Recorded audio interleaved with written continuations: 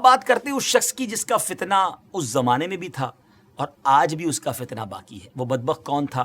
مرزا غلام احمد قادیانی۔ یہ 1839 یا 1840 عیسوی میں پیدا ہوا اور 1886 میں مرزا نے اپنی نبوت کی بنیاد رکھنا شروع کی، جو کہ جھوٹے اور عجیب و غریب من گھڑت الہام اور کشف وغیرہ پر مبنی تھی، جو کہ آج بھی اس کی بدنام زمانہ کتاب براہین احمدیہ میں موجود ہے۔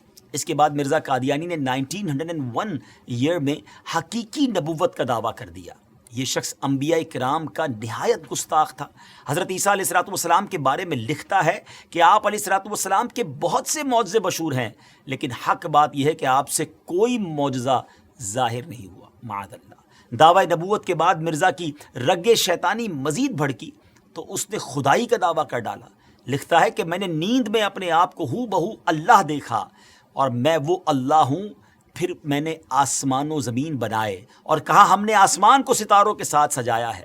استغفر اللہ، استغفر اللہ۔ دیگر جھوٹے نبوت کے دعوے داروں کی طرح مرزا غلام قادیانی نے بھی کچھ پیشن گوئیاں کی تھیں، مگر ان کا انجام مسیلمہ کذاب کی طرح ہی ہوا۔ چند باتیں بتاتا ہوں اس بارے میں کہ نمبر 1، اس نے اپنے لیے ایک لڑکے کی پیشن گوئی کی کہ کہا تھا کہ انبیاء کا چاند ہوگا اور بادشاہ اس کے کپڑوں سے برکت لیں گے، مگر اس کے ہاں لڑکی ہو گئی تو اس پر کہنے لگا کہ وہی سمجھنے میں غلطی ہو گئی ہے، اب کی بار جو بچہ پیدا ہوگا وہ لڑکا جو ہے وہ انبیاء کا چاند ہوگا۔ اس بار بیٹا تو ہوا مگر چند روز بعد ہی مر گیا۔ بادشاہ تو دور کی بات ہے، کسی محتاج نے بھی اس کے کپڑوں سے برکت نہ لی۔ نمبر 2، اس نے ایک اور پیشن گوئی کی کہ آسمانی بیوی کی پیشن گوئی کی اور اپنی چچا زاد بہن احمدی کو خط بھیجا کہ اپنی بیٹی محمدی بیگم میرے نکاح میں دے دے۔ اس نے صاف انکار کیا، اس پر دھمکیاں دی اور پھر کہا کہ وہی آ گئی ہے، ہم نے تیرا نکاح اس سے کر دیا ہے، اور یہ کہ اس کا نکاح اگر تو دوسری جگہ کرے گی تو 2.5 یا 3 برس کے اندر اس کا شوہر مر جائے گا۔ مگر اس خدا کی بندی نے اس بدبخت کی ایک نہ سنی اور سلطان محمد خان سے نکاح کر دیا۔ وہ آسمانی نکاح دھرا کا دھرا ہی رہ گیا، کچھ بھی نہ ہوا، وہ شوہر نہ مرا اور نہ کچھ اور ہوا۔ اللہ اکبر۔ ناظرین، جھوٹوں کا یہی انجام ہوتا ہے۔ بہرحال مرزا غلام احمد قادیانی نے قانون کا امتحان دیا، لاء کا امتحان دیا، ٹیسٹ دیا، مگر فیل ہونے پر تعلیم سے اس کا دل اچاٹ ہو گیا۔ کمزوری دل و دماغ کا مرض پوری عمر رہا، کئی بیماریاں اس کی زندگی میں اس کے ساتھ تھیں۔ 26 مئی 1908 میں یہ لاہور میں اس کو ڈائریا ہوا اور گندگی کے عالم میں، جی ہاں، جب اس کا آخری وقت آیا تو وہ واش روم میں تھا، گندگی میں لت پت تھا اور لوگ اس کی لاش کو دیکھ کر یوں سمجھیے کہ عبرت کا نشان اس کی لاش بن گئی۔